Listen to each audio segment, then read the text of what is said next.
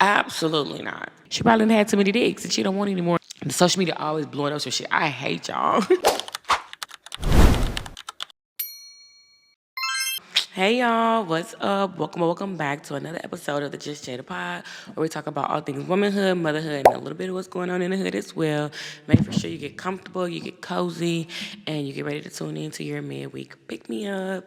Hey you guys, welcome back. I took a little hiatus, but your girl is back. I know I keep saying that, but y'all, grief is hard. Grief is so freaking hard, and I'm a strong bitch, so I'm handling it the best way that I can, and I hope I'm not upsetting you guys. I know I want to keep dropping every week, but I'm not going to keep promising that this is going to be the last time that I take, a break. But I'm going to promise you that I am trying very hard to drop these episodes. I am. So yeah, show your girl some grace.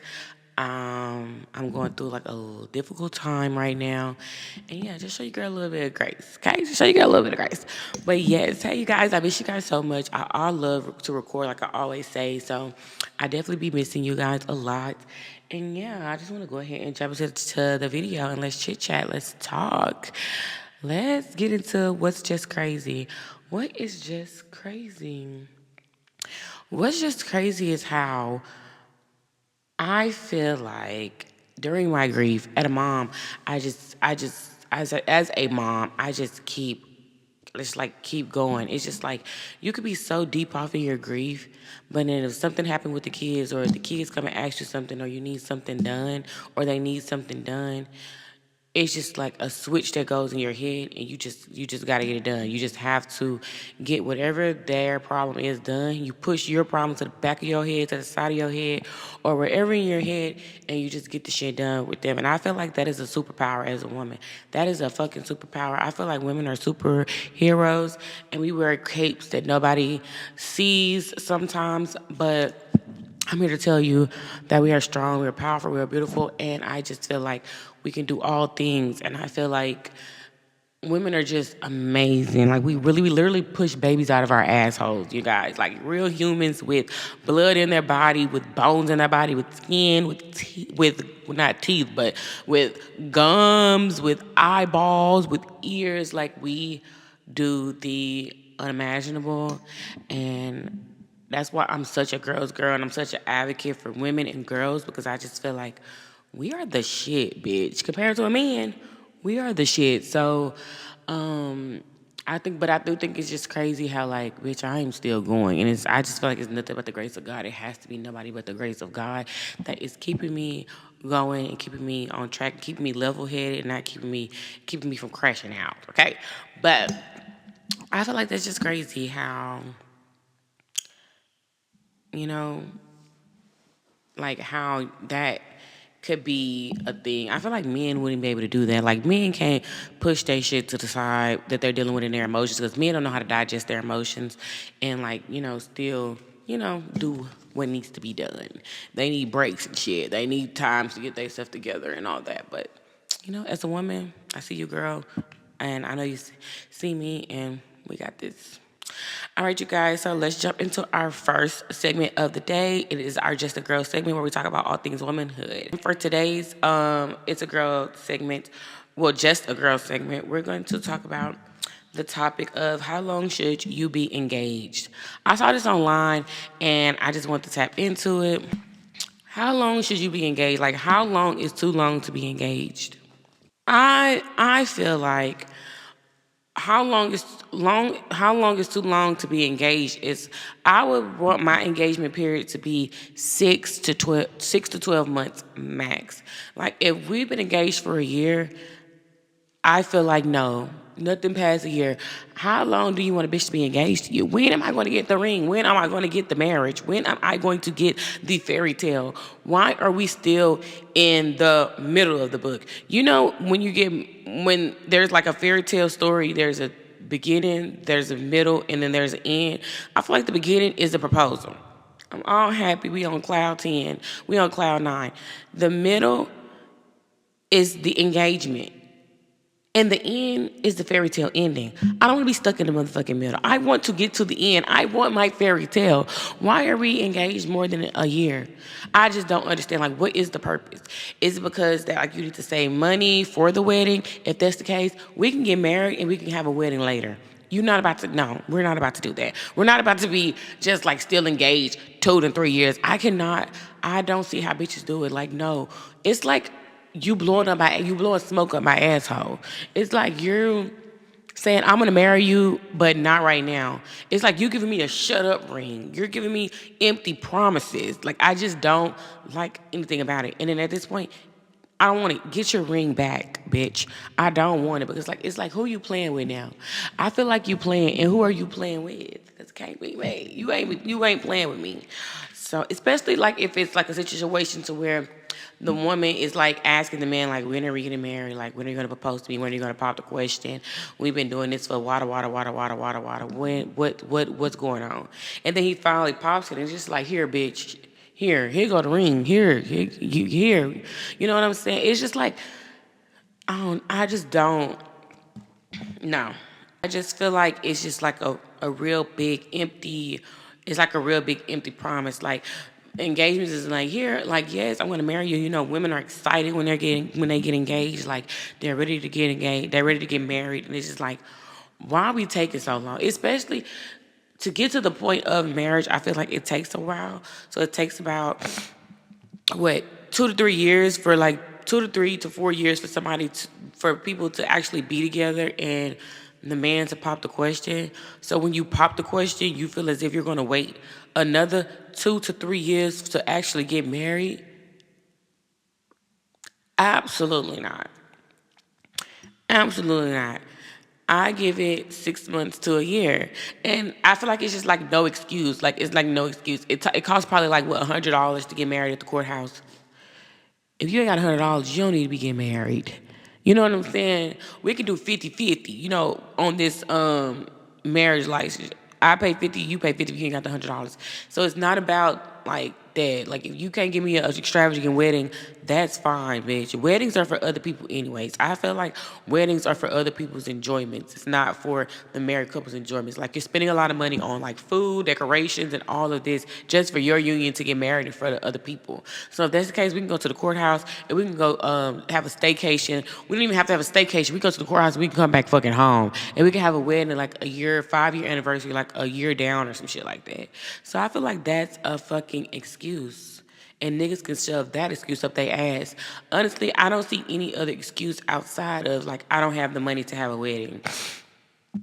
What another excuse can mean? Like if y'all are having like a lot of problems that you can't like really, compromise on or you can't really like agree on, I would say that would be a reason. But then like at that point, should we even be getting married? It's a lot of red flags. If we can't get over some shit right now, like, why would you even get married? But everybody's not perfect. I get that. But I don't know. I feel like that's just like, I feel like the money thing is like the main one. Like, we don't have a wedding. We can't have a wedding. Other than that, baby, we can go to the motherfucking downtown to the motherfucking courthouse and get married. You're not finna be having me sitting on ice for more than a year before we actually get married. Got me all excited and shit. Y'all know engagements are so freaking exciting. I be online crying at engagements, saying how happy these women are. So you gonna like, it's like you bring me up to a high. And like, as the years pass by, I'm just going down, down, down, down, down, down, down, down, down. Because it's like an empty fucking promise. You're taking me on a roller coaster and leaving me up at the motherfucking top. Now, I want to get down and be in a marital bliss. We're not going to be engaged that long. Absolutely fucking not. What do y'all think, though? Comment it down below. Like, do y'all think... Because, I like healthy debates. Do you feel like it should be over a year? If you feel like it should be over a year, comment it down below. Let's talk about it. All right, so our next segment we're going to hop into is our Just a Mom segment where we talk about all things motherhood. And for today's topic in our Just a Mom segment, we're going to talk about dating age for kids.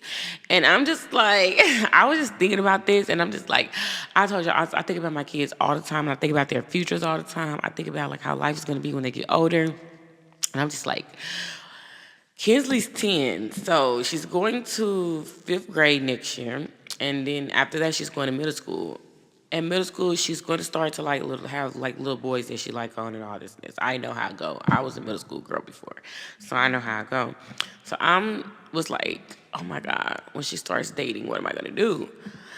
And then I'm like, what age is even appropriate for her to start dating?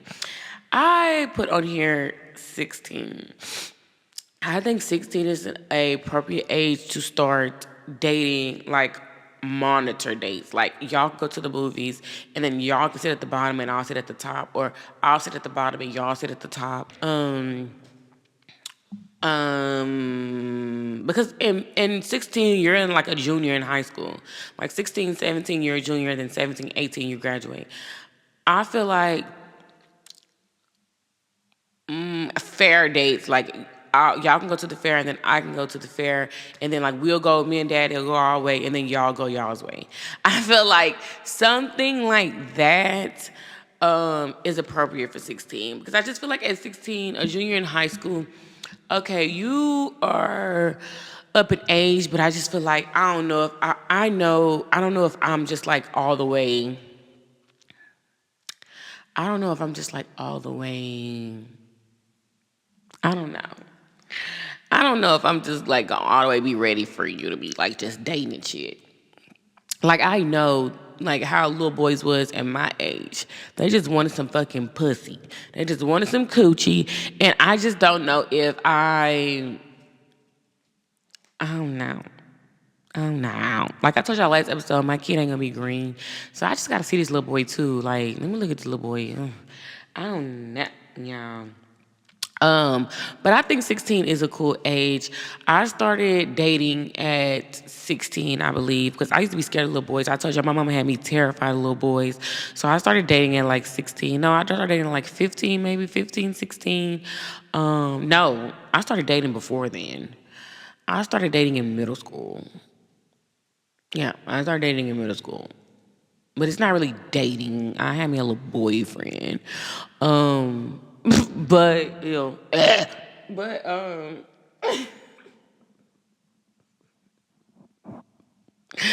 I started dating in middle school.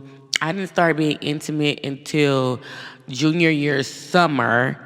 And then I got with Michael senior year. And yeah. But my mom, she used to let me have company at my house junior year of school, but we couldn't go past the living room. Like at our house, we lived in a duplex.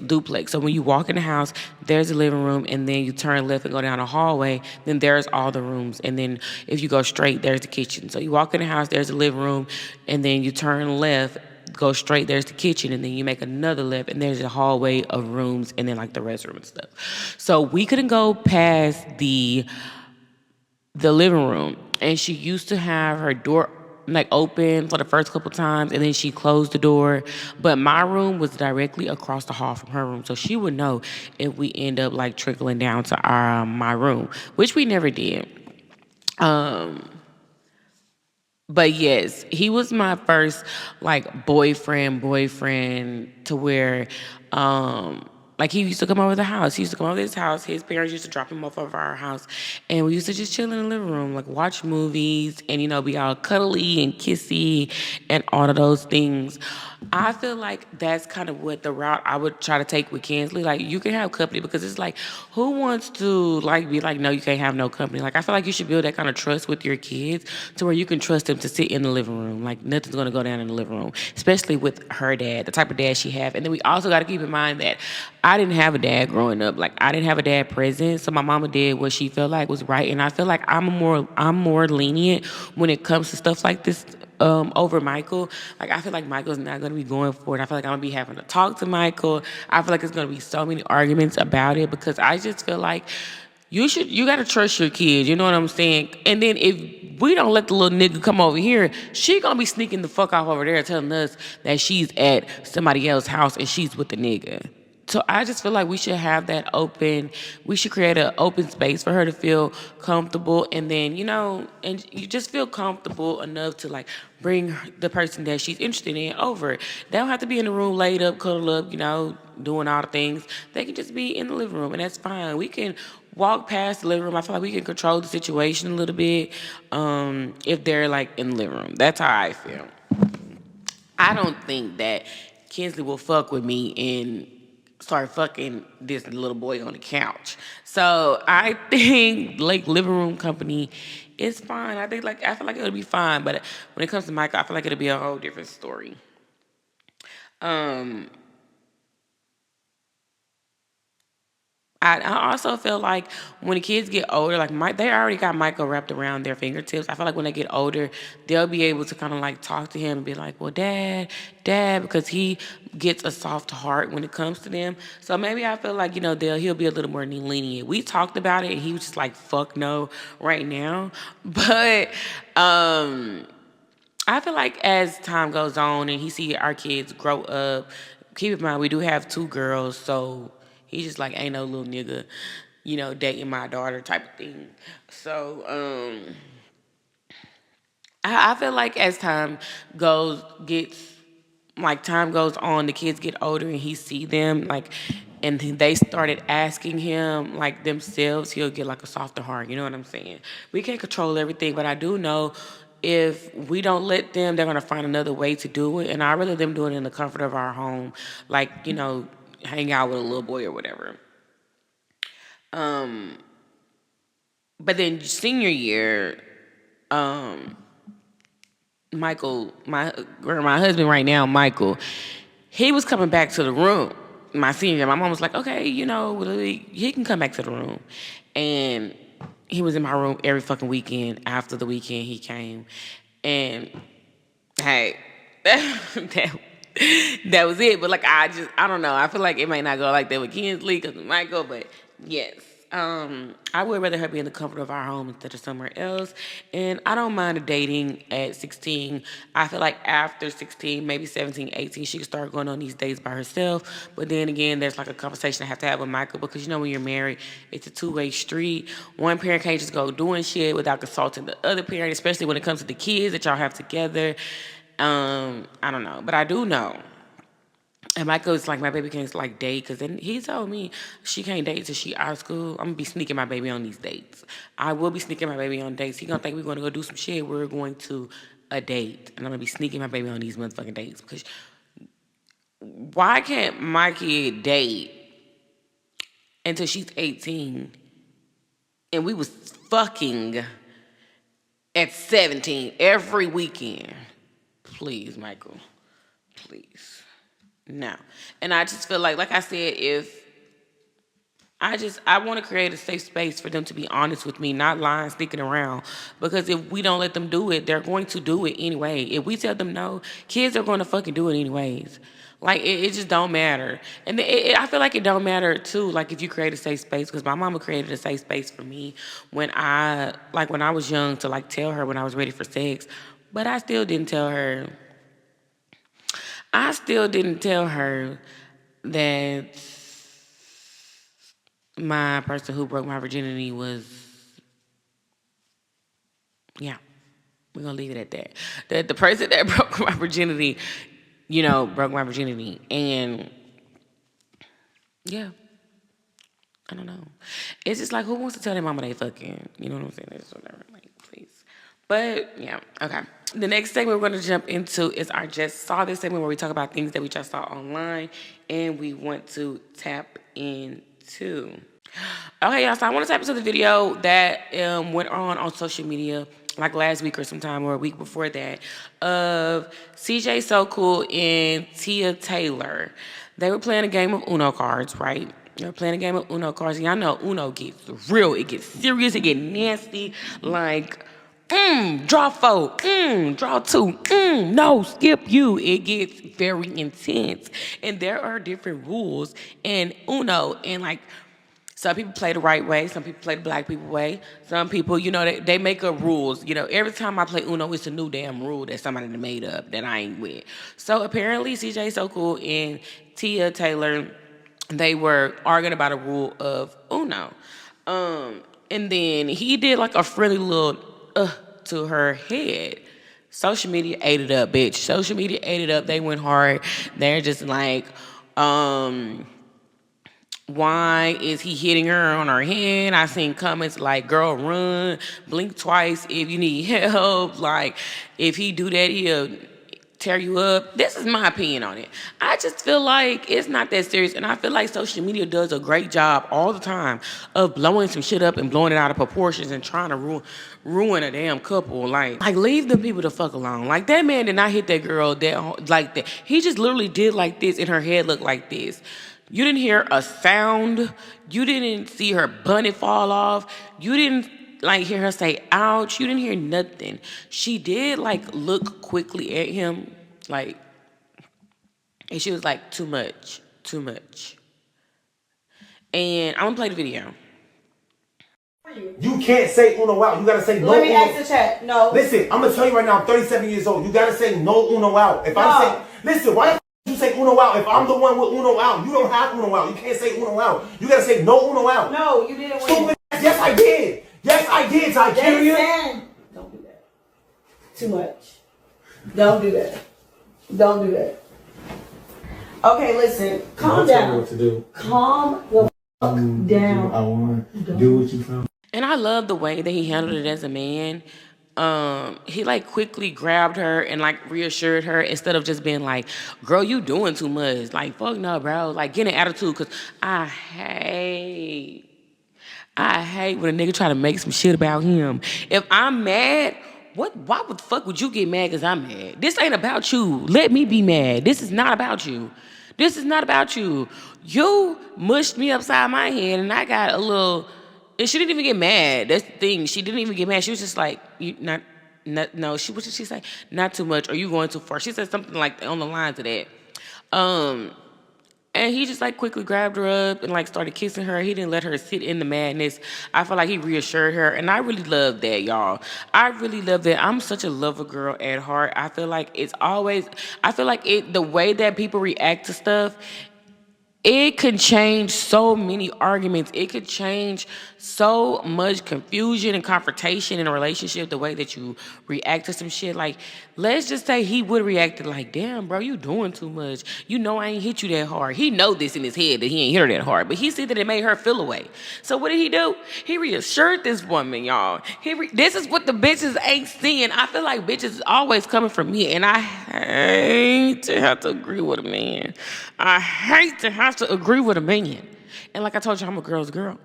But I just don't uphold bullshit. Y'all are not recognizing the fact that this man quickly reassured this lady that it wasn't that. Like, he grabbed this lady as soon as he saw that he made her feel uncomfortable. And I love that for them. And I hope the internet doesn't tear them up and make them like be at odds with each other, or make them like, start looking at each other different, because I feel like the way that situation was handled was good on both of their parts. On her part, on how she responded to it, and on his part, how he reacted to her response. You know what I'm saying? I feel like it wasn't bad. I feel like it was good. Now, the social media always blowing up some shit. I hate y'all. I fucking hate y'all. Y'all always doing the food. Now, if that bunny would have came off, or I would have heard a sound, bitch, get up and run. Because he will beat you like I did, Tina. He will whoop your ass. Bitch, get up and run. But y'all, I really do feel like it was a friendly little head mush. I don't feel like it was nothing more. Nothing more. All right, you guys. So we're going to get into our next segment, which is our Just My Perspective segment, where we get my perspective on things. And I have this card game, Let's Argue, by the Game Night Company. And we're going to pull the first card off the top and give our perspective on it. All right. The question is, they already had sex, but suddenly want to wait until marriage with you. Are you the prize or the fool?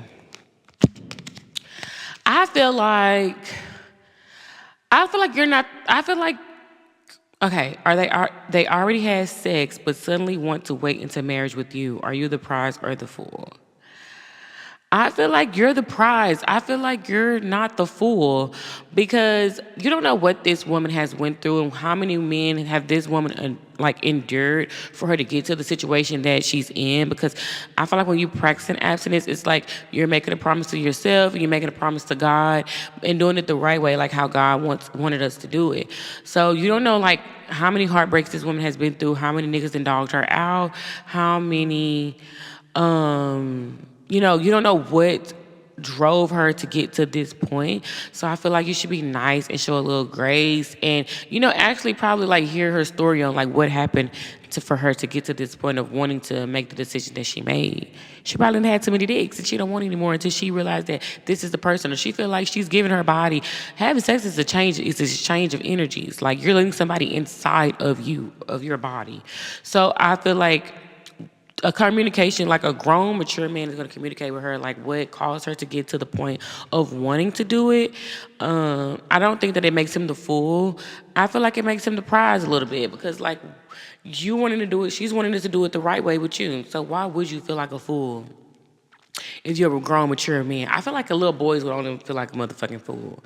Like little boys, like, are we not? And then also, are we not having sex until marriage because marriage is our goal, or we're just chatting and we're dating and you're dating other people, or you're not having sex with nobody until you're married? Like, what is the end game? I don't know.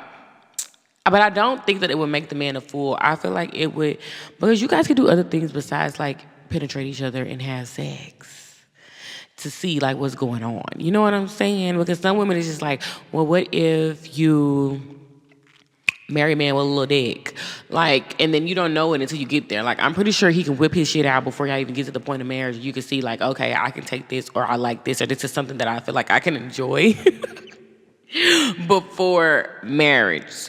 I don't know. I feel like it makes you the prize, and I feel like if you can, if you can handle that kind of self control as a man, that is amazing. It would make me want to get married to you quick so we can have sex. So I feel like it don't make them the fool. That wouldn't make you a fool. I feel like it wouldn't make you a fool. So yeah, that's the question. All right, you guys, thank you so much for tuning into this week's episode. And I'll see you guys in the next one. Make sure you don't forget to like, comment, and subscribe. Follow us on Apple Podcasts and Spotify Podcasts, where we drop the audio every Wednesday morning. And subscribe to our channel, where we drop the visuals every Wednesday at 6 p.m. Central Standard Time. Our Instagram and Facebook and TikTok is justjadapod. And yeah, I'll see you guys over there. Peace.